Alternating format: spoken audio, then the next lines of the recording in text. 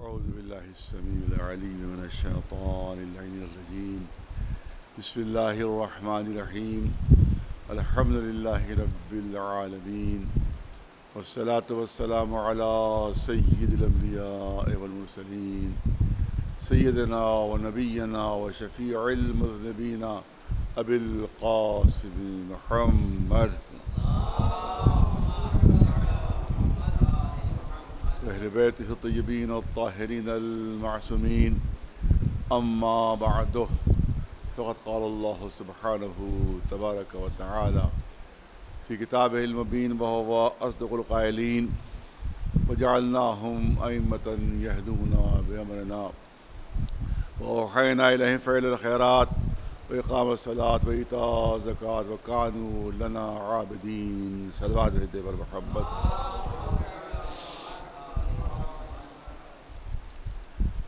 اس سلسلہ مجالس کی یہ 5ویں مجلس ہے.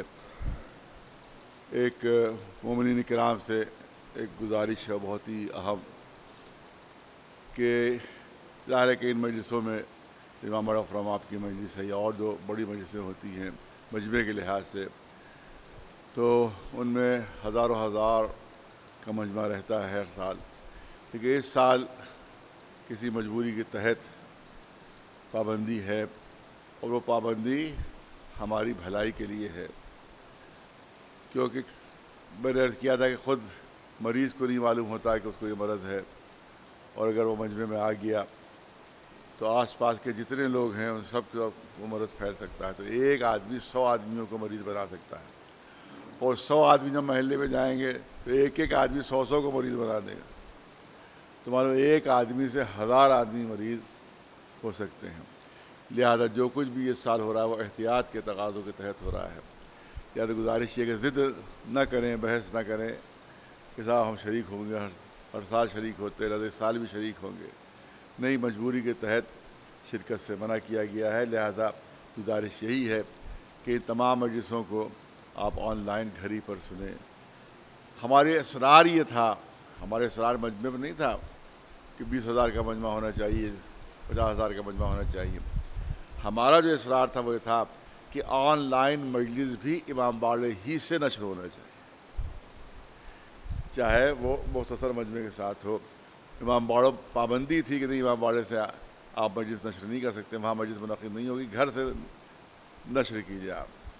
تو اسی کے پر ہماری بات چیت تھی، اسی پر دوڑ دھوپ تھی، اسی پر دہلی جانا، ادھر جانا ادھر جانا، کہ کم از کم امام باڑے کے اندر ہمیں اجازت ملے کہ امام باڑے سے ہم اس مجلس کو نشر کریں، تاکہ امام باڑہ ہمارا سونا نہ رہے کہ صاحب کوئی مجلس نہیں ہو سکی اس میں، اور وہ مجلس کا سلسلہ منقطع ہو گیا. لہذا اصرار تھا ہمارا کہ آن لائن مجلس امام باڑے سے نشر ہو. مجمع پر اصرار ہمارا نہیں تھا کہ بہت مجمع ہونا چاہیے، زیادہ مجمع ہونا، ہر سال کی طرح مجمع ہونا چاہیے، کیونکہ وہ حماقت ہوتی، وہ بیوقوفی ہوتی، اور ہم پر بھی وہی الزام آتا جو تبلیغ جماعت پر آ گیا. خدا نخواستہ ذرا سا بھی مرض پھیل جاتا تو معلوم کہ وہ کہنا ارے صاحب ان کی وجہ سے بھی مرض پھیلا، ان کی وجہ سے بھی تباہی مچی. لہذا بالکل اصرار نہ کریں آپ، اور آن لائن یہ تمام مجلسیں سنیں جو ہو رہی ہیں، اور یہاں آنے کی ضد و بحث نہ کریں. یہ آپ ہی کے حق میں بہتر ہے اور آپ ہی کی بہتری کے لیے. صلوات بھیجے پر محمد. ظاہر ہے کہ میں نے عرض کیا کہ تبرکاً جو میں ابتدا میں چند جملے مجالس امام حسین جو ہمارے تبرکات ہیں اس کے سلسلے میں ضرور عرض کرتا رہتا ہوں. اور میں نے عرض کیا تھا کہ جتنے بھی تبرکات آج نظر آ رہے ہیں تو وہ کسی جاہل کے ذریعے سے نہیں شامل کیے گئے ہیں، بلکہ اپنے زمانے کے مرجع وقت کے ذریعے سے. کہا جاتا ہے صاحب یہ سب بیکار کی چیز. خود بعض جو شیعہ مولوی ہیں جو بہت متاثر ہیں وہابیت سے، اور ان کے جلسوں میں وہابی حضرات بھی شریک ہوتے رہتے ہیں، تو لہٰذا وہ کبھی کبھی یہ جملہ کہہ دیتے ہیں صاحب یہ تابوت کیا ہے، یہ ذریح کیا ہے، یہ علم کیا ہے، یہ زلزلہ کیا ہے. تو میں عرض کروں کہ یہ کسی جاہل کے ذریعے سے ان سب کو انٹروڈیوس نہیں کیا گیا تھا، یہ اور اپنے زمانے کے مرجع وقت کے ذریعے سے. اور جو پہلا مرجع تھا ہندوستان اور پاکستان کا، یعنی سید دلدار علی آیت اللہ العظمہ سید دلدار علی افراماب رحمۃ اللہ علیہ، ان کے ذریعے سے سب یہ چیزیں انٹروڈیوس کی گئی تھیں.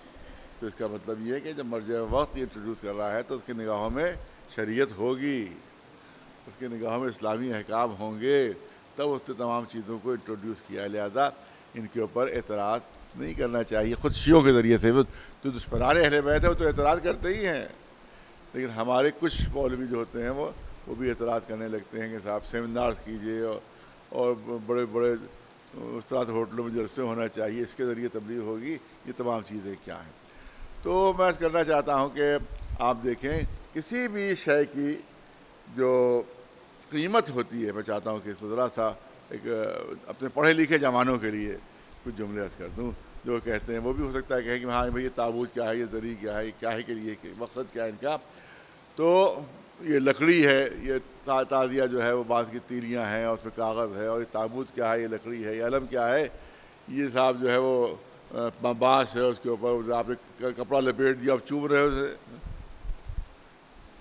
اب بانس کو یوں تو نہیں چوبتے آپ, لیکن اثر اس پر علم کا پھریرا لگا, اس کو آپ چوبنے لگے, اس کو ذرا آپ بوسہ دینے لگے.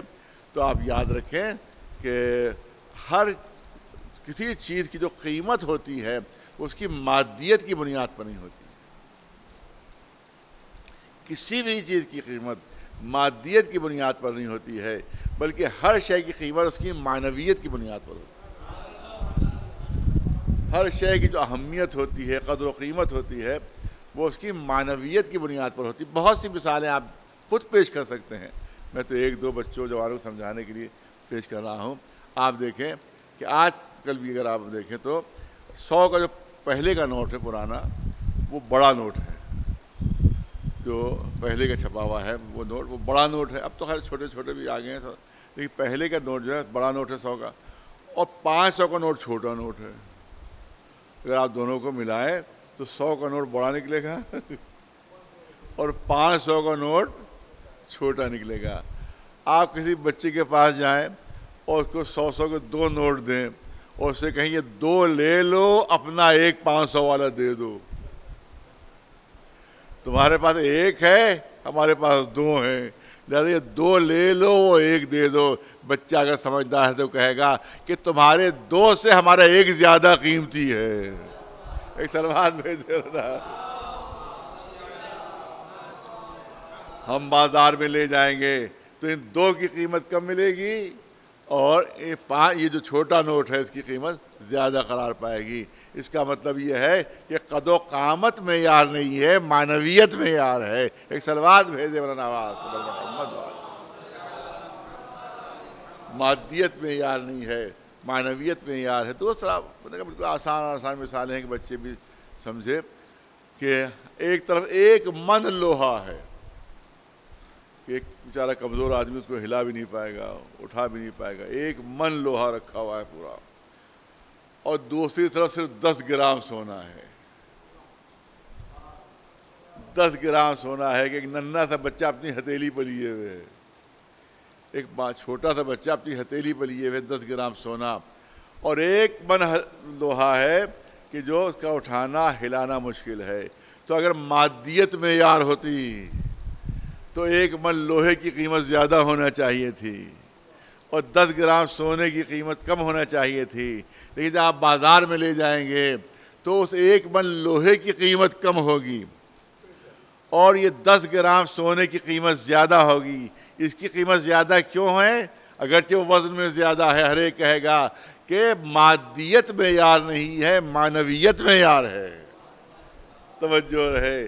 پھر ایک مثال عرض کر دوں, میں راستے میں جا رہا تھا, دیکھا کہ ایک پتھر پڑا ہوا ہے بیچ راستے میں. میں نے اس پتھر کو ہٹا کر دور پھینک دیا, اور تھوڑا اور آگے بڑھا, ایک پتھر اور ملا کہ ذرا سا اپنی جگہ سے ہٹ گیا تھا. میں آگے بڑھا, اس پتھر کو اٹھا کر اس کو اپنی جگہ پر نصب کر دیا, اپنی جگہ پر اسے بٹھا دیا.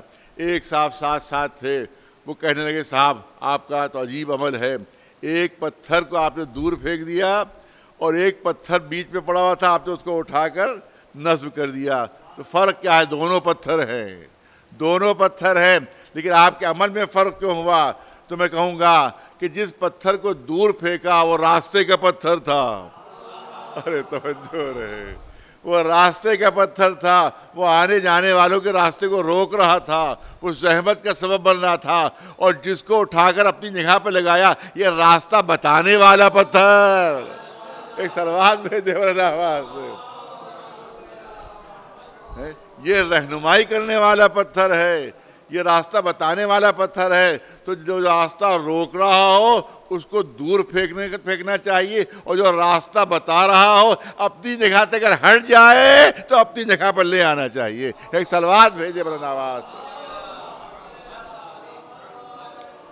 نہیں اور مسلمانوں کے لیے اس سے بہتر مثال دے دوں. مسلمانوں کے لیے اور بہتر مثال، جب پہلا میں نے حج کیا ہے سب سے پہلے 95 میں، تو وہاں پر جہاں پر کنکریاں مانگی جاتی ہیں شیطان کے اوپر، تو مجھے آج تک یاد ہے، تصویریں بھی لوگوں کے پاس محفوظ ہوگی، کہ آج بورڈ لگے ہوئے تھے، اردو میں بھی بورڈ لگے ہوئے تھے وہاں کے اوپر. اس پہ لکھا تھا پہلا شیطان، چھوٹا شیطان، چھوٹا شیطان، مجھولا شیطان اور بڑا شیطان. اس طرح کے بورڈ 95 میں اس طرح کے بورڈ لگے تھے کہ چھوٹا شیطان، مجھولا شیطان اور بڑا شیطان. اب کچھ شیعہ علماء نے اتنے نقطے لگائے کہ انہوں نے بورڈ بدل دیے. اب انہوں نے بورڈ بدل دیے. اب جمرہ اولا، جمرہ وسطیٰ اور جمرہ اخریٰ، اس طرح سے انہوں نے اس کو بورڈ بدل دیا. وہ شیطان کے لفظ انہوں نے ہٹا دیا ہے. ان کو اچھا نہیں لگ رہا تھا کہ شیطان پر کنکریاں ماری جائیں. ایک سلوات بھیجے تھا، کیونکہ ان کو اپنے شیطان یاد آ جاتے ہیں. ایک سلوات بھیجے آواز پر محمد. تو بہرحال ہے پتھر. بہت توجہ چاہوں گا مسلمانوں جو اعتراض کرتے رہتے ہیں صاحب کہ یہ دری کیا ہے، یہ تعزیہ کیا ہے، یہ علم کیا ہے، یہ تابوت کیا ہے. تو اس سلسلے میں مسلسل اعتراضات ہوتے رہتے ہیں، لہٰذا مجبوراً یہ چند جملے پیش کرنا پڑتے ہیں کہ اب جب آپ جائیں گے وہاں پر، میں تو 5 مرتبہ مشرف ہو چکا ہوں. اب ظاہر ہے کہ اپنے کچھ پیٹ کی تکلیف کی وجہ سے میں حاضری نہیں دے پا رہا ہوں. 5 مرتبہ میں حج سے مشرف ہو چکا ہوں. تو وہاں پر آپ دیکھیں کہ ادھر مسلمان پہنچتا ہے تو پتھر مارنے لگے، اور جن کے پاس پتھروں کا ذخیرہ ختم ہو جاتا ہے اور جوتے چپلیں چلانے لگتے ہیں. جب وہاں سے مجمع ہٹتا ہے تو لاکھوں چپلوں اور جوتوں کا ڈھیر وہاں پر ملتا ہے. معلوم ہے کہ وہ پتھر ختم ہو گئے جوش میں، انہیں نے اپنے جوتے اتار کے مارنا شروع کر دیے، چپلیں اتار کے مارنا شروع کر دی. اور بابا وہ بھی چوکتا نہیں، بدلہ لیتا ہے. سارے حادثے وہیں پر ہوتے ہیں. زیادہ تر مسلمان کچل کے وہیں کے اوپر مر جاتے ہیں بیچارے. لیکن بہرحال وہ 3 پتھر ہے، اس سے کوئی انکار نہیں کر سکتا. اب بورڈ بدل دیے گئے، ورنہ وہاں پر 3 شیطانوں کے نام لکھا تھا کہ پہلا شیطان، دوسرا، تیسرا شیطان. اور بورڈ بدل کے بعد اس سے فرق نہیں پڑتا، لیکن ہیں شیطان، پتھر ہیں. بہت توجہ مسلمانوں کی توجہ چاہتا ہوں. پتھر ہیں، پتھر ہیں. وہ تینوں جو ہیں وہ پتھر ہیں. اس کے اوپر کنکریاں ماری جا رہی ہیں، ان کے اوپر تھوکتے تھے، سب میں دیکھ رہا تھا. اس کے بعد جوتے چپلیں چل رہی تھیں. جب اچھی طرح سے ان تینوں کی بے عزتی کر چکے، اب کعبے پر آئے تو ایک چوتھا پتھر ملا. ارے توجہ چاہوں گا، ہے کہ نہیں؟ کوئی ہے جو انکار کر سکے؟ اب کعبے کے پاس آئے تو ایک چوتھا پتھر ملا. وہاں اتنی بے عزتی، وہاں اتنی بے احترامی، وہاں اتنے سب حرکتیں، لیکن ادھر چوتھا ملا. ہر ایک چاہتا ہے کہ چوم لیں، ہر ایک چاہتا ہے کہ بوسہ لے لیں. جو قریب نہیں پہنچ سکتا وہ دور سے سلام کر رہا ہے، سلام کر رہا ہے. ارے بھائی یہ پتھر تو یہ بھی ہے. ارے توجہ رہے، پتھر تو یہ بھی ہے. فرق کیا ہوا؟ ہر حاجی کہے گا نہیں بڑا فرق ہے. وہ شیطان کی طرف منسوب ہے، یہ رحمان کی طرف منسوب ہے. وہ بے عزتی کے لائق ہے، یہ احترام کے لائق ہے. ایک سلوات بھیجے محمد والا. تو اس کا مطلب یہ ہے کہ اصل چیز ہوتی ہے معنویت. مادیت جو ہے وہ بنیاد نہیں ہوتی ہے، بلکہ معنویت جو ہے وہ بنیاد ہوتی ہے. یہی وجہ ہے کہ جب ہم علم چومتے ہیں تو ہم اس کپڑے کو نہیں چومتے، ہم اس بانس کو نہیں چومتے ہیں، بلکہ ہم کس کو چومتے ہیں؟ ہم زینب کی تمناؤں کو چومتے ہیں، ہم زینب کی دعاؤں کو چومتے ہیں. ہم جب تعزیہ و زری کو چومتے ہیں تو لکڑی مراد نہیں ہوتی ہے، کاغذ مراد نہیں، بلکہ اس میں جو معنویت پائی جاتی ہے، اس میں جو نسبت پائی جاتی ہے، اس کی تعظیم ہوتی ہے۔ ایک صلوات بھیجے مولانا آواز قبر محمد والا۔ تو یہ غلط فہمی رفع ہونا چاہیے، اور یہی غلط فہمی شیطان کی بھی تھی۔ جب جناب آدم کے سجدے سے اس نے انکار کیا تھا تو اس نے بھی مادیت کو بنیاد بنایا تھا کہ پالنے والے تو نے مجھے آگ سے خلق کیا ہے اور اس کو مٹی سے خلق کیا ہے، آگ جو ہوتی ہے وہ مٹی سے افضل ہوتی ہے، لہذا میں اس کے سامنے سر نہیں جھکا سکتا، کیونکہ میٹر کو بنیاد بنایا، مادیت کو بنیاد بنایا۔ ارے فرشتوں نے بھی اعلان کیا تھا وہ افضل ہیں، پوری توجہ رہے، فرشتوں نے بھی اعلان کیا تھا ہم بہتر ہے، مگر وہ سلوک اللہ نے فرشتوں کے ساتھ نہیں کیا کہ جو شیطان کے ساتھ کیا۔ اس نے بھی افضلیت کا اعلان کیا تھا، ان نے بھی افضلیت کا اعلان کیا تھا، لیکن فرق یہ رہا کہ اس نے مادیت کو بنیاد بنایا تھا، فرشتوں نے معنویت کو بنیاد بنایا تھا۔ ایک صلوات بھیجے مولانا آواز قبر محمد والا۔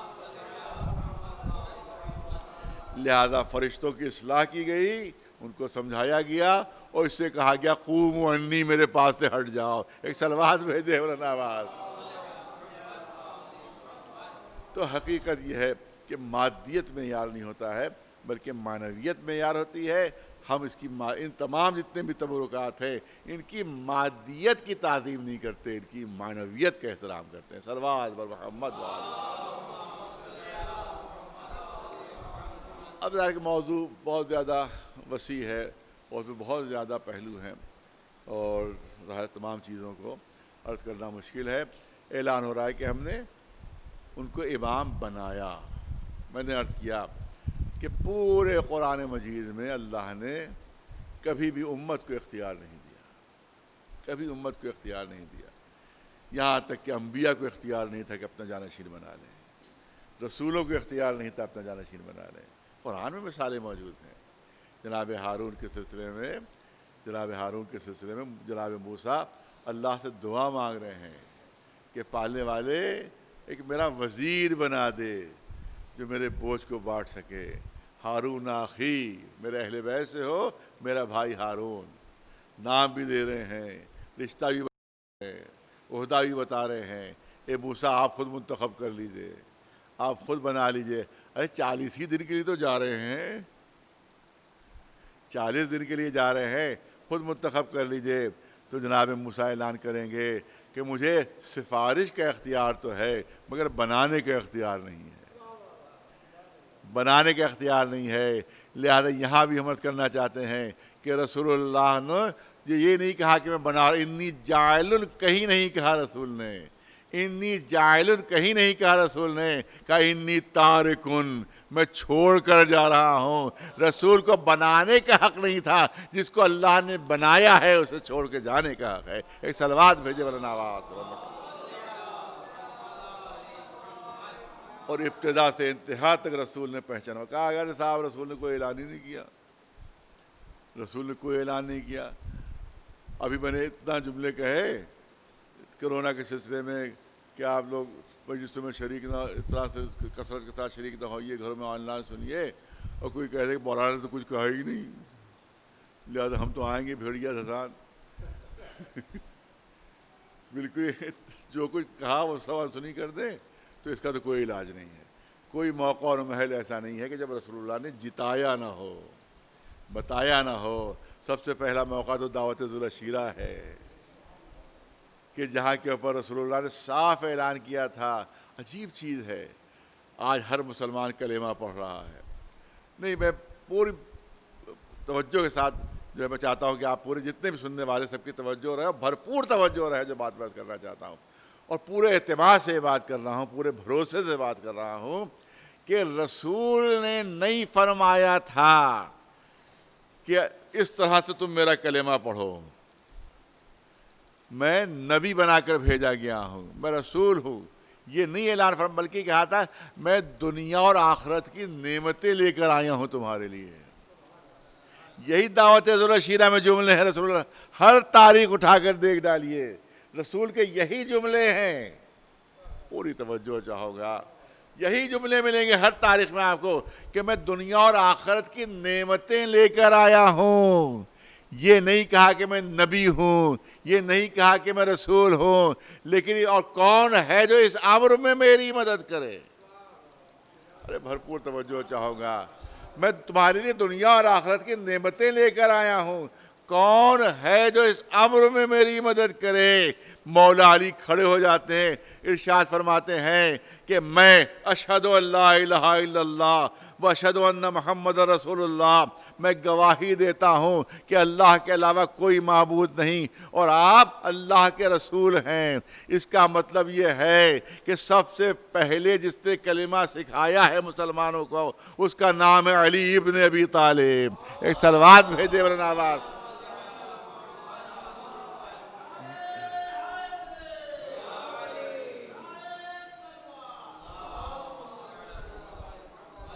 اور یہی رسول ہے جس نے انہیں اضافہ کیا اس میں، علی ولی اللہ کا غدیر کے میدان میں۔ تو اس کا مطلب یہ ہے کہ سارے مسلمان وہ کلمہ پڑھتے ہیں جو علی نے دعوت ذوالرشیدہ میں پڑھا، اور ہم وہ کلمہ پڑھتے ہیں جو رسول نے میدان غدیر میں سکھایا ہے۔ ایک صلوات بھیجے بلند آواز صبر محمد والے،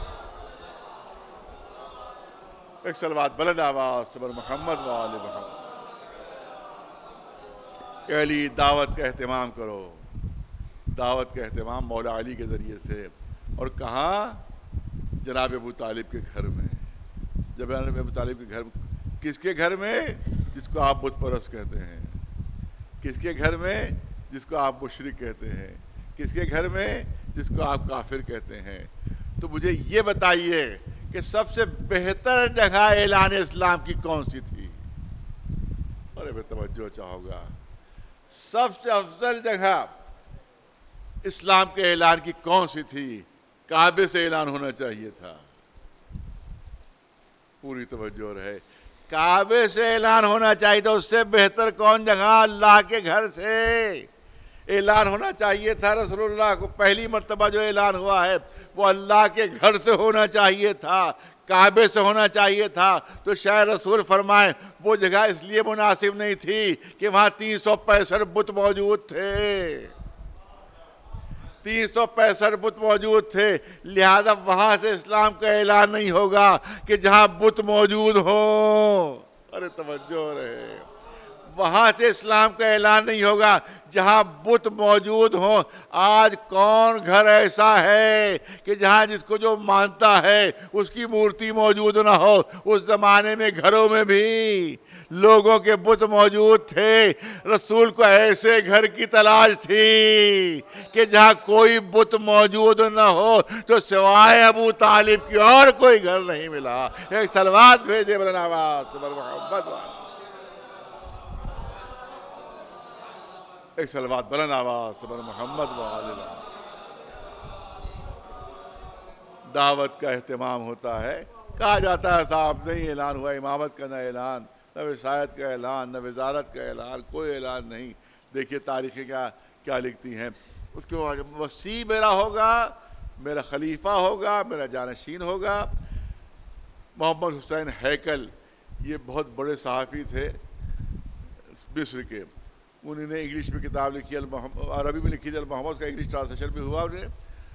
تو اس میں انہوں نے تاریخ طبری کہ پوری روایت لکھ دی پوری، کہ رسول نے اعلان فرمایا کہ کون وسیع ہوگا، کون جانشین ہوگا۔ اس کے بعد جب مولا علی نے فرمایا کہ میں مدد کروں گا، تو اس کے بعد رسول نے فرمایا کہ تم ہی میرے وسیع، تم ہی میرے وزیر، تم ہی میرے خلیفہ، تم ہی میری جانشین۔ تاریخ طبری کی پوری عبادت انہوں نے اپنی تاریخ میں محمد حسین ہیکل نے لکھ دی۔ اب جو چھپی کتاب قیامت بچ گئی۔ ارے صاحب آپ نے تو ہمارے مذہبی کو ختم کر دیا، آپ نے تو ہمارے مسلکی کو ختم کر دیا۔ تو دوبارہ جو اس کو چھاپا گیا تو اس میں انہوں نے اس کے آگے ڈیش ڈیش ڈیش لگا دیا، ساری عبارت اڑا دی انہوں نے۔ تو اس کا مطلب یہ ہے کہ آج بھی تاریخیں مانتی ہے کہ رسول کی طرف سے اعلان ہوا، یہ ماننے کے لیے تیار نہیں ہے۔ صلوات بھیجے بر محمد والے۔ 40 لوگوں کو بلایا گیا۔ تاریخیں آپ دیکھ لیے، سیرت کی کتابیں دیکھ لیں۔ اور مولا علی نے اہتمام کیا کیا کہ 1 ران اور 3 سیر آٹا۔ تاریخ میں یہ ہے کہ وہ ایک آدمی تک کھا جاتا تھا۔ ایک راہ گوسفند کی اور 3 سیر آٹا، ایک آدمی کی خوراک تھی اس زمانے میں، یہ جو اور آنے والے تھے 40۔ اب تاریخ کہتی ہے کہ 40 آئے، پیٹ بھر کے سب نے کھایا، کھانا اسی طرح سے موجود تھا۔ ایک سلوات بھیجے بلند آواز۔ اس کو کہتے ہیں برکت، اس کو کہتے ہیں تبرک۔ تو ہم تو سمجھتے ہیں کہ تبرک جو ہوا ہمارے کیا بڑھتا ہے، یہ اسی سیرت کا سلسلہ ہے جو آج بھی جاری ہے۔ ایک سلوات بھیجے بلند آواز محمد والے۔ بہت توجہ ہے، بہت تاریخ تمام تاریخ میں موجود ہے۔ اب رسول اللہ نے اٹھ کر کچھ کہنا چاہا، تاریخ کہتی ہے کہ ابو لہب اٹھ کر کھڑا ہو جاتا ہے اور کہہ دیتا ہے کہ ان کی بات نہ سنو، یہ تمہیں بہکا دیں گے۔ سردار عرب ہے، بڑا روب داب تھا اس کا۔ اب جو اس نے اٹھ کر کہہ دیا تو پھر کسی کی ہمت نہیں ہوئی بیٹھنے کی، سب پورا مجمع اٹھ کھڑا ہوا اور چھوڑ کر چلے گئے۔ دوسرے دن پھر دعوت ہوئی، پھر سب آئے۔ اب دعوت چیز ہی ایسی ہے کہ جس کو چھوڑا نہیں جا سکتا، لہذا دوسرے دن پھر جمع ہوئے، پھر پیٹ بھر کر کھایا۔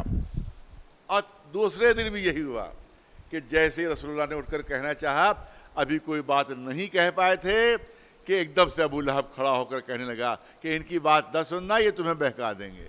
تیسرے دن بھی ایسے ہی ہوا، 3 دن تک یہ بات ریپیٹ ہوئی کہ جب بھی رسول اللہ کچھ کہنا چاہتے تھے، ابو لہب کھڑا ہو جاتا تھا اور کہہ دیتا تھا کہ ان کی بات نہ سننا، یہ تمہیں بہکا دیں گے، یہ تمہیں بہکا۔ پورا مجمع منتشر ہو جاتا تھا۔ اب میں یہاں پر مسلمانوں کی توجہ چاہتا ہوں، مجھے اتنا بتا دیجئے کہ ابھی تو رسول نے کچھ کہا ہی نہیں تھا۔ ارے توجہ چاہو، ابھی تک تو رسول نے کچھ کہا ہی نہیں۔ کچھ تاریخ میں یہی ہے کہ کچھ کہنا چاہتے تھے، اس سے پہلے کہ کہیں ابو لہب کھڑا ہو جاتا تھا، ان کی بات نہ سننا ہے تمہیں بہکا دیں گے۔ سوال یہ ہوتا ابھی تو رسول نے کچھ کہا ہی نہیں، یہ پہلے سے اٹھ کر کیوں کہہ دیتا تھا کہ ان کی بات نہ سننا، یہ تمہیں بہکا دیں گے؟ ابھی تو رسول نے کچھ کہا نہیں مگر بغیر کہے سمجھ گیا۔ ارے توجہ، بغیر کہے سمجھ گیا کہ رسول کیا کہنا چاہتے ہیں۔ تاریخ میں ایسے 2 ہی سمجھدار ہمیں ملے ہیں، تاریخ میں ہمیں 2 ہی سمجھدار ایسے ملے ہیں۔ یہاں ابو لہب کہنے سے پہلے سمجھ گیا کہ رسول کیا کہنا چاہتے ہیں، وہاں لکھنے سے پہلے سمجھ گئے کہ رسول کیا لکھنا چاہتے ہیں۔ یہاں بولنے نہیں دے رہا ہے، وہاں لکھنے نہیں دے رہے ہیں۔ ایک سلوات بھیجے بلند آواز محمد، ایک سلوات بلند آواز محمد وآل محمد۔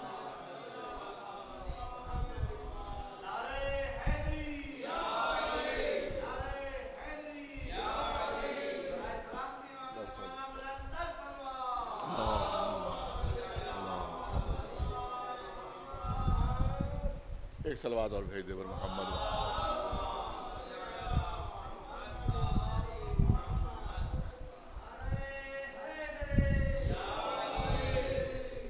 3 دن اسی طرح سے گزر جاتے ہیں، 3 دن اسی طرح سے گزر جاتے ہیں۔ اب چوتھا دن آ گیا، پھر دعوت ہوئی، پھر سب آئے۔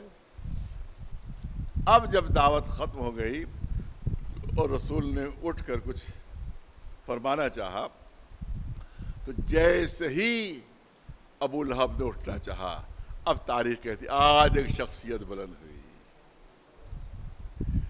آج ایک شخصیت بلند ہوئی اور اس نے ابو لہب کو خطاب کر، سردار عرب ہے۔ میں نے کہا اتنا روب و داب تھا کہ وہ کہہ دیتا تھا کہ چلو یہاں سے، تو سب اڑ جاتے تھے، کسی کو رکنے کی ہمت نہیں ہوتی تھی کہ وہاں رک جائے۔ لیکن آج ایک دوسری شخصیت کھڑی ہوئی اور ابو لہب کو ڈانٹ کر کہا، اسکت یا اعور۔ ارے توجہ رہے، تاریخ کے جملے ہیں، اسکت یا اعور، ایک کانے خاموش ہو جا۔ اسکت یا اعور، ایک کانے خاموش ہو جا، ہاذا وانتا انتا۔ ارے توجہ رہے، ہاذا وانتا انتا۔ ارے میرے بھتیجے کی شان کو پہچان اور اپنی اوقات دیکھ۔ ایک سلوات بھیج دے۔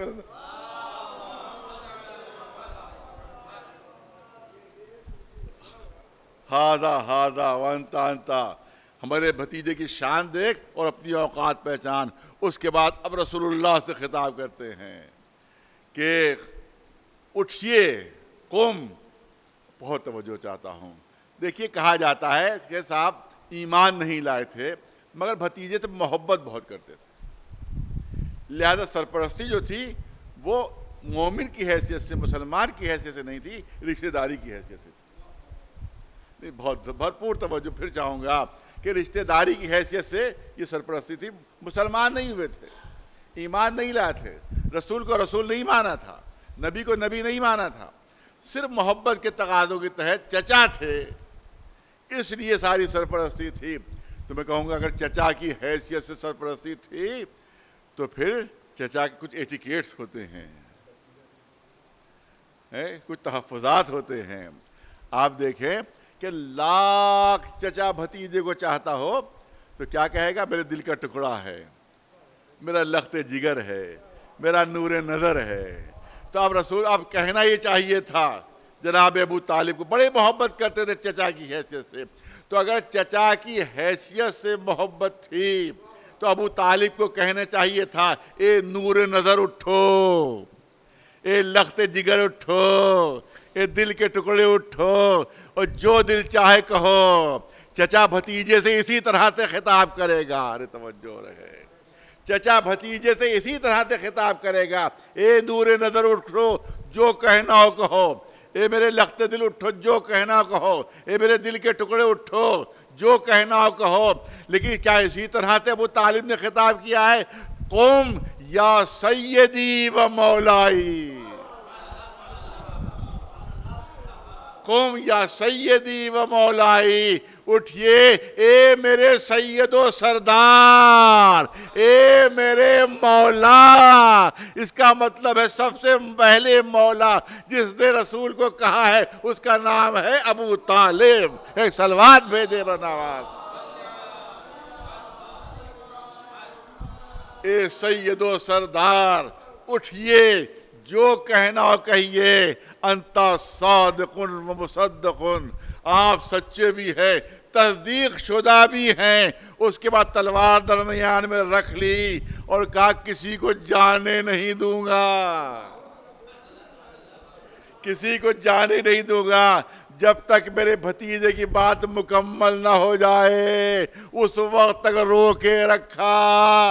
توجہ رہے، جب تک رسول کا کلام مکمل نہیں ہو گیا اللہ نے اعلان کیا میں کسی کا احسان اپنے اوپر نہیں رکھتا۔ اے رسول، آپ کو اس احسان کا بدلہ دینا ہوگا، لہذا اگر انہی نے حاذا سے آپ کو مخاطب کیا ہے تو آپ ان کے بیٹے کو بھی حاذا ہی سے مخاطب کریں گے، اگر آپ کو مولا کہا ہے تو آپ بھی مولا کے ذریعے ہی سے خطاب کریں گے، اور جس طرح سے انہی نے مجمع کو روکا ہے آپ بھی مجمع کو روکے رہیں گے جب تک کہ علی کی ولایت کا اعلان نہ ہو جائے۔ ایک صلوات بھیجے برنواز بر محمد والا، ایک صلوات بلند آواز بر محمد۔ تو یہ حقیقتیں ہیں کہ اس کو نظر انداز کیا جاتا ہے کہ کس طرح سے رسول اللہ نے بار بار پہچانوایا، بار بار بتایا کہ دیکھو یہ ہے میرا جانشین، یہ میرا خلیفہ، یہ ہے میرا نائب۔ اور میدان غدیر میں آپ نے اعلان فرمایا من کنت مولا ہو فہذا علی مولا۔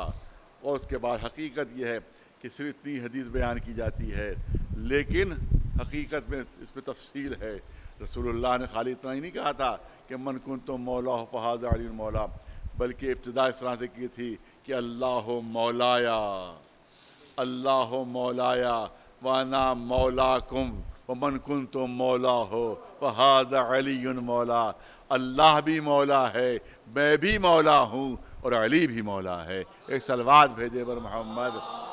اب اس میں بحث و گفتگو نہ کرو کہ مولا کے کیا معنی ہیں، اب بحث نہ کرو کہ مولا کے کیا معنی ہے۔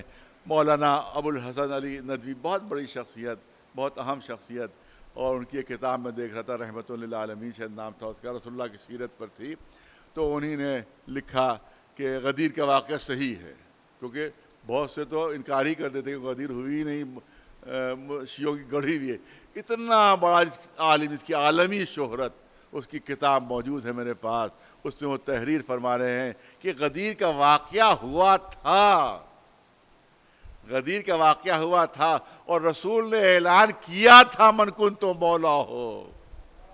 علامہ ابو الحسن علی ندوی علی میاں کے نام سے جو مشہور ندوۃ العلماء کے جو ریکٹر رہے ہیں، جو وہاں کے شیخ الجامعہ رہے ہیں، اتنے بڑے عالم، وہ لکھ رہے ہیں اپنی کتاب میں کہ غدیر کا واقعہ ہوا تھا، رسول نے اعلان کیا تھا من کنت مولا ہو فہذا علی مولا، مگر مولا کے وہ معنی نہیں ہے جو شیعہ بتاتے ہیں، بلکہ مولا کے معنی دوست کے ہیں، مولا کے معنی دوست کے ہیں۔ تو میں کہتا ہوں اسی لیے رسول نے غلط فہمیاں مٹانے کے لیے شروع ہی سے اہتمام فرما دیا تھا اور اعلان فرمایا تھا اللہ مولایا وانا مولاکم ومن کنتم مولا ہو فہذا علی مولا۔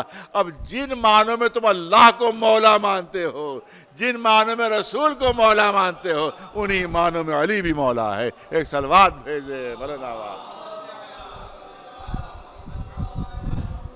ارے ہمیں اختیار دے دیا، ہمیں اختیار دے، توجہ رہے بس کیونکہ اب دعوت وقت میں گنجائے، ہمیں اختیار دیا، ہمیں اختیار دیا۔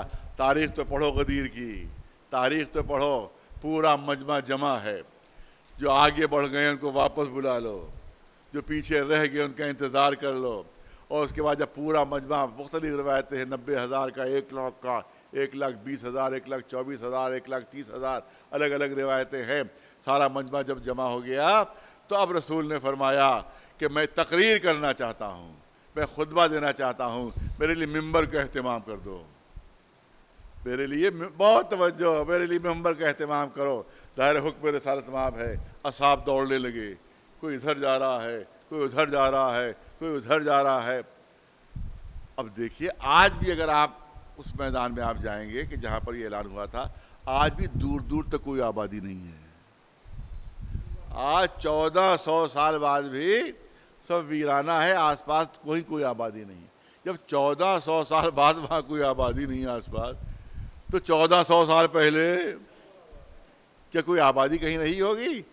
دور دور تک نہ کوئی گاؤں تھا، دور دور تک نہ کوئی آبادی تھی۔ رسول نے حکم دیا ممبر کا اہتمام کرو، ارے بہت توجہ، رسول نے حکم دیا ممبر کا اہتمام کرو۔ اب حکم رسالت، ادھر دوڑے ادھر دوڑے ادھر دوڑے، تھک ہار کر آ کر رسول سے کہا اے اللہ کے رسول، ہم تو ممبر کا انتظام نہیں کر سکے، کیونکہ آس پاس کوئی آبادی نہیں، کہیں مسجد ہوتی وہاں سے لے آتے، کوئی آبادی ہوتی وہاں سے لے آتے، وہاں تو کوئی آبادی نہیں دور دور تک۔ تو میں کہتا ہوں کہ رسول کو کیا علم نہیں تھا؟ کیا رسول کو علم نہیں تھا کہ وہاں کے رہنے والے نہیں تھے؟ وہ رسول کو بھی علم تھا کہ آس پاس کوئی آبادی نہیں ہے، ممبر کا اہتمام نہیں ہو سکتا، تو اپنے اصحاب کو اتنا دوڑایا کیوں، ان کو اتنا تھکایا کیوں کہ ممبر کا اہتمام کرو؟ جب آ کر تھک ہار کر انہوں نے اقرار کیا کہ ہم ممبر کا اہتمام نہیں کر سکے، تو رسول نے فرمایا میں بتاتا ہوں کیسے بناؤ۔ ارے توجہ رہے، میں بتاتا ہوں کیسے بناؤ، کجاووں کو لگتے جاؤ ایک کے اوپر ایک، خود بخود ممبر بن جائے گا۔ اے رسول، جب آپ کو معلوم تھا کہ آس پاس کوئی آبادی نہیں ہے، ممبر کا اہتمام نہیں ہو سکتا، تو پہلے ہی یہ طریقہ بتا دیا ہوتا کہ اس طرح سے ممبر بنا لو۔ پہلے ان کو تھکایا، جب دور سے آ کر انہوں نے قرار کیا کہ ہم تو ممبر نہیں بنا سکتے، اہتمام نہیں کر سکتے، تب رسول نے فرمایا اس طرح سے ممبر بناؤ۔ شاید اپنے اصحاب کو یہ بتانا چاہتے ہوں، یہ جتانا چاہتے ہوں کہ جب میرے بتائے بغیر تم ممبر نہیں بنا سکتے تو میرے بتائے بغیر صاحب ممبر کو کیسے بنا سکتے ہو؟ ایک صلوات بھیجے بلند آواز، ایک صلوات بلند آواز محمد۔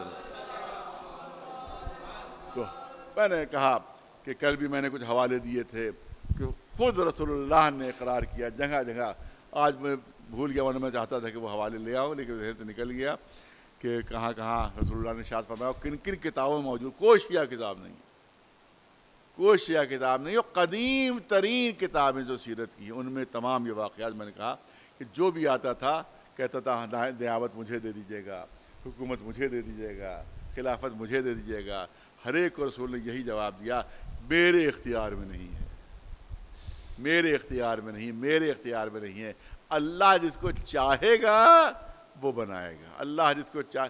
تو حدیث ہی موجود ہے، قرآن میں بھی کہیں اختیار نہیں دیا، تو یہ بتاؤ کہ تم نے کس اختیار سے اپنے ہاتھ میں یہ اختیار لے لیا تھا؟ ایک صلوات بھیجے بر محمد۔ صرف اہل بیت کو محروم کرنے کے لیے، صرف اہل بیت کو ان کے حق سے محروم کرنے کے لیے یہ تمام پوری پلاننگ کی گئی تھی کہ اہل بیت کو ان کا حق نہ ملے۔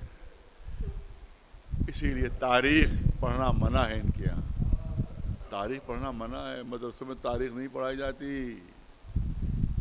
جو دشمنان اہل بیت ہیں ان کے مدرسوں میں تاریخ نہیں پڑھائی جاتی۔ حدیث رٹ لو مگر تاریخ ہم نہیں پڑھنے دیں گے تمہیں، کیونکہ تاریخ پڑھی اور حقیقت کھلی کہ کیسے کیسے ظلم، کیسی کیسی ناانصافیاں اہل بیت کے ساتھ ہوئی ہیں۔ حدیث بس آخری جو حضرت کرنا چاہتا ہوں، ایک بہت مشہور و معروف حدیث ہے جو ہم پڑھتے رہتے ہیں، انی تارک فیکم الثقلین کتاب اللہ و عطرتی اہل بیتی۔ دو چیزیں چھوڑ، یہی وصیت تھی رسول اللہ کی، دو چیزیں چھوڑ کر جا رہا ہوں، کتاب خدا اور میرے عطرت اور میرے اہل بیت۔ لیکن آج جب بھی ٹی وی پہ آپ تقریر سنیں گے، جب ملا تقریر کر رہا ہوگا تو کیا کہے گا کہ رسول نے فرمایا دو چیزیں چھوڑ کر جا رہا ہوں، کتاب خدا اور میری سنت، کتاب خدا اور میری سنت۔ جب بھی ہم کسی چیز کو کہتے ہیں تو کہتے صاحب صحیح بخاری میں نہیں ہے، من کو تو مولا فہد علی مولا، جب ہم کہتے صاحب صحیح بخاری میں نہیں ہے، جب صحیح بخاری میں نہیں ہے تو ہم کیسے مان لیں بھائی؟ کیسے؟ اگر صحیح بخاری میں ہوتی تو ہم مانتے، صحیح مسلم میں ہوتی تو ہم مانتے۔ ان دو کتابوں کو سب سے زیادہ اہم مانا جاتا ہے، یہاں تک یہ فتویٰ ہے کہ جو صحیح بخاری اور صحیح مسلم کو نہ مانے وہ کافر ہے۔ ایک ہمارے پڑوس کے شہر کے ایک مولوی تھے، انہوں نے کہہ دیا کہ طلاق ثلاثہ جو ہے وہ بدعت ہے، ان کو دوبارہ کلمہ پڑھوایا گیا۔ ارے صحیح بخاری صحیح بخاری تک انکار کر رہا ہے، ان کو دوبارہ کلمہ پڑھوایا گیا۔ یعنی قرآن میں نہیں ہے، اس میں صحیح بخاری میں ہے، لہٰذا قرآن کی ہم نہیں مانیں گے، صحیح بخاری کی بات مانیں گے۔ یہ ابھی کی بات ہے، 2-3 سال پہلے کی بات ہے، زیادہ پرانی بات نہیں ہے۔ دوبارہ کلمہ پڑھوایا، کہا صحیح بخاری میں نہیں ہے، من کنت تو مولا فہد علی مولا صحیح بخاری میں نہیں ہے۔ تو میں کہتا ہوں یہ آپ جو حدیث پڑھتے ہیں انی تارک فیکم الثقلین کتاب اللہ و سنتی، یہ صحیح بخاری میں ہے؟ نہیں ہے۔ صحیح مسلم میں ہے؟ نہیں ہے۔ سنن ابن ماجہ میں ہے؟ نہیں ہے۔ ترمذی میں ہے؟ نہیں ہے۔ ابو داؤد میں ہے؟ نہیں ہے۔ جتنی 6 کتابیں جن کو صحیح ترین مانا جاتا ہے، ان 6 کتابوں میں سے کسی کتاب میں بھی حدیث نہیں ہے۔ پورے چیلنج سے بات کر رہا ہوں، یہاں ممبر پر بیٹھا ہوا، پوری دنیا میں بات جا رہی ہے۔ میں جہاں جب بھی سنا رسول نے ارشاد فرمایا 2 چیزیں چھوڑ کر جا رہا ہوں، 2 چیزیں چھوڑ کر جا رہا ہوں، کتاب خدا اور میری سنت، کتاب خدا اور میری سنت۔ پورے چیلنج سے جتنی 6 کتابیں ہیں میں نے نام لیے، ان میں سے کسی میں بھی یہ حدیث نہیں ہے، لیکن ہر مولوی کی زبان پر یہی حدیث، ہر مولوی کی زبان پر یہی حدیث ہے۔ اور صحیح مسلم میں موجود ہے کہ میں 2 چیزیں چھوڑ کر جا رہا ہوں، کتاب خدا میرے عطرت اور میرے اہل بیت۔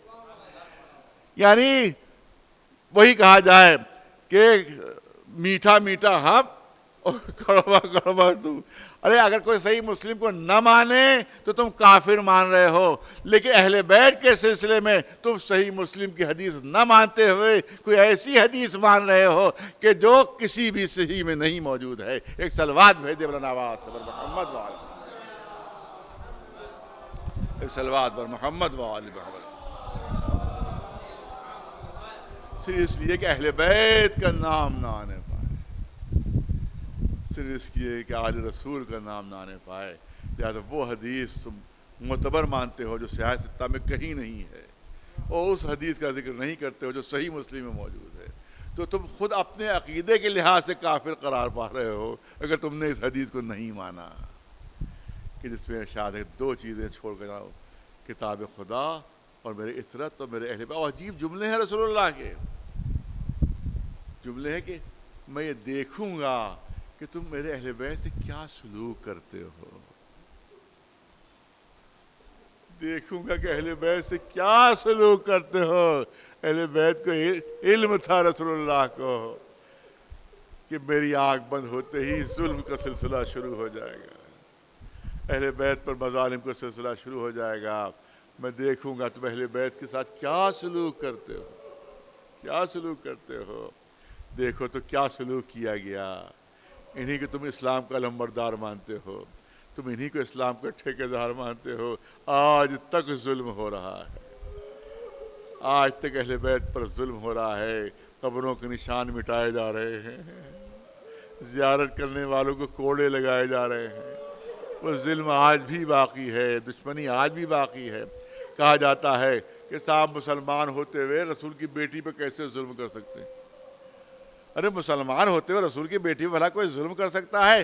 آج چلے جاؤ, 1400 سال بعد چلے جاؤ, سب کا نام لے لو, قبر پر پہنچا دے گا. وہاں سپاہی موجود, قبر پر پہنچا دے گا. قبر پر آؤ بتا دوں کہاں پر قبر ہے, آؤ بتا دوں کہاں پر قبر ہے. لیکن کہیں غلطی سے اگر رسول کی بیٹی کا نام لے دیے,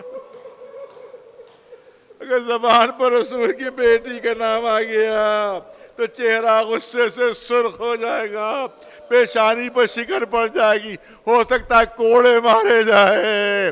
تو جب 1400 سال بعد اہل بیت سے دشمنی کا یہ عالم ہے, تو 1400 سال پہلے اگر دروازے میں آگ لگائی جا رہی ہے, اگر دروازہ توڑا جا رہا ہے, اگر شہزادی کی پسلیاں شکستہ کی جا رہی ہے, تو تعجب کیوں ہو رہا ہے؟ یہ ہے اہل بیت سے دشمنی. کوئی ظلم ایسا نہیں کہ جو اہل بیت پر نہ کر دیا گیا ہو, کوئی ستم ایسا نہیں جو اہل بیت پر نہ کیا گیا ہو. آپ دیکھیں ظاہر ہے کہ 72 تذکرے ہیں اور 10 دن ہے کل, لہذا کس کا تذکرہ کیا جائے, کس کا تذکرہ نہ کیا جائے, کس شہید کو بیان کیا جائے, کس شہید کو بیان نہ کیا جائے. کیونکہ جناب یوم زینب کا جو دن ہوتا ہے اس میں جناب اون محمد کا تذکرہ میں کرتا ہوں. عام طور سے آج کی مجلس میں جناب اون محمد کا ذکر ہوتا ہے, ان کا ذکر ہوتا ہے, لیکن کیونکہ میں یوم زینب میں جناب اون محمد کا تذکرہ کرتا ہوں, لہذا آج میں کو موقع مل جاتا ہے کسی اور شہید کا تذکرہ کر لیا جائے. لہذا ایک ایسے شہید کا تذکرہ کرتا ہوں کہ جو پورے کربلا کا ذمہ دار ہے. اگر یہ نہ ہوتا تو کربلا کا واقعہ نہیں ہوا ہوتا, نہیں ہوا ہوتا. کون ہے؟ جس نے راستہ روکا ہے, جس نے راستہ روکا ہے کہ ہم آپ کو جانے نہیں دیں گے, آپ کو گرفتار کرنے کا حکم دیا گیا ہے ابن زیاد کی طرف سے, ہم آپ کو گرفتار کرنے آئے ہیں یہاں کے اوپر. وہ کون؟ بوئے حر, بوئے حر کے جو گرفتار کرنے کے لیے آیا تھا. 1000 کا لشکر اس کے ساتھ ہے, امام کے ساتھ کل 72 ہے, کل 72 ہیں. جیسے ہی حر قریب آیا امام کے پاس پہنچا, کہا ہم گرفتار کرنے آئے ہیں آپ کو, ابن زیاد نے بھیجا ہے ہمیں. تو مولانا نے کہا گرفتار بعد میں کرنا, تو پانی تو پی لو. دیکھ رہا ہوں میں کہ پیاس سے زبانیں لٹکی ہوئی ہے, ارے پانی تو پی لو. پانی پلایا گیا, پانی پلایا گیا. مجھے اتنا بتا دیجئے کہ 72 لوگوں کے لیے کتنا پانی کا ذخیرہ ہوگا؟ کہا 1000 لوگ, کہا کل 72 لوگ. تو 72 کے کتنا ذخیرہ ہوگا جب 1000 لوگوں کو پانی پلایا گیا ہوگا جو 72 کے لیے جمع تھا. تو مجھے یقین ہے کہ ایک قطرہ بھی باقی نہیں رہا ہوگا. اور صرف یہی نہیں بلکہ امام کا حکم تھا کہ جانوروں کو بھی پانی پلایا جائے, گھوڑوں کو بھی پانی پلایا جائے.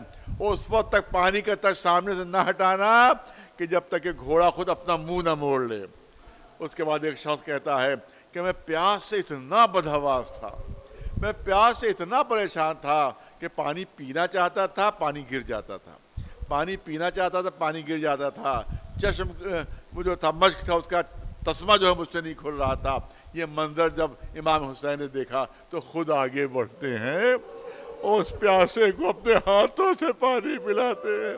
میں پوچھتا ہوں یہ پانی پینے والے کربلا میں کہاں تھے؟